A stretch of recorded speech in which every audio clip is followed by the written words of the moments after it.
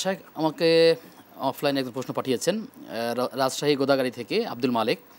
তিনি জানতে চাইছেন যে আমি সালাতরত অবস্থায় যদি বুঝতে পারি যে আমার জুতাসহ মালামাল চুরি হয়ে যাচ্ছে, তাহলে আমি কি সালাত ছেড়ে চোরকে প্রতিহত করব নাকি কি করা উচিত আমার? ধন্যবাদ। নামাজরত অবস্থায় এরকম যদি সে আত্মস্থ থাকে যে না আমার জুতো চুরি হয়ে গেছে, তাহলে অবশ্যই নামাজ ছেড়ে দিতে হবে। ছেড়ে দিয়ে তার সম্পদ, তার জীবন রক্ষা করা অবশ্য তার জন্য জরুরি। পরে নামাজ সে পড়ে নেবে। এটাই হলো ইসলামের বিধান। কারণ তার সম্পদগুলোও তো রক্ষা করা দরকার। প্রয়োজনে যে যদি সেটা রক্ষা করতে সক্ষম না হয়, তাহলে সে তো আর্থিকভাবে ক্ষতিগ্রস্ত হয়ে যাবে, মানসিকভাবে ক্ষতিগ্রস্ত হয়ে যাবে, সালাতের প্রতি অনীহা চলে আসবে। তো সেক্ষেত্রে তার সম্পদ রক্ষার স্বার্থে প্রয়োজনে নামাজ ছেড়ে দিয়ে তার সম্পদ রক্ষা করতে হবে, সময়ের সে নামাজ পড়ে নেবে। তাহলে আমরা এতটুকু দর্শকদেরকে বলতে পারি কিনা, সেই সাথে অনেক সময় দেখা যায় যারা মুসল্লিরা নামাজ যখন যায় তখন তার ব্যাগ জুতা তার সামনে রাখে না, আড়ালে রাখে, এতে করে তার নামাজের মধ্যে একটা প্রেশান থাকে, চিন্তা থাকে।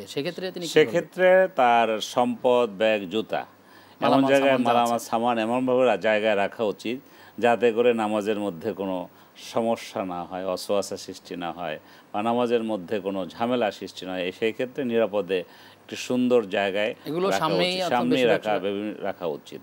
বেশিরভাগ সময় সামনেই রাখা উচিত, পিছিয়ে না রাখা উচিত।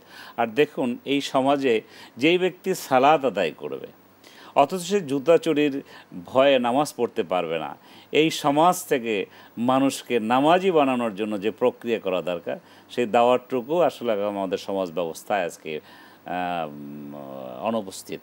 সেক্ষেত্রে আমাদের সবাইকেই বুঝাতে হবে একটি ইবাদতকারীর সম্পদ, একটি ইবাদতকারীর জীবন, এই একটা ইবাদতকারীর নামাজে ক্ষতি হয় এমন কোনো কাজ যেন কেউ আমরা পৃথিবীতে না করি। কারণ কুনতুম খায়রা উম্মাতিন উখরিজাত লিন-নাস তা'মুরুনা বিল মা'রুফ ওয়া তানহাউনা আনিল মুনকার। আমরা তো শ্রেষ্ঠ জাতি, আমরা তো ভালো কাজের আদেশ দেব, অসৎ কাজ থেকে মানুষকে ফিরায় রাখবো। আর অসৎ কাজ যেহেতু মানুষকে এই নামাজের মাধ্যমেই মানুষকে সুন্দর করে দেয়, মানুষকে অসৎ কাজ থেকে বিরত রাখে, সেরকম একটি জীবন্ত নামাজ আদায় করবার তৌফিক আল্লাহ আমাদের দান করুন।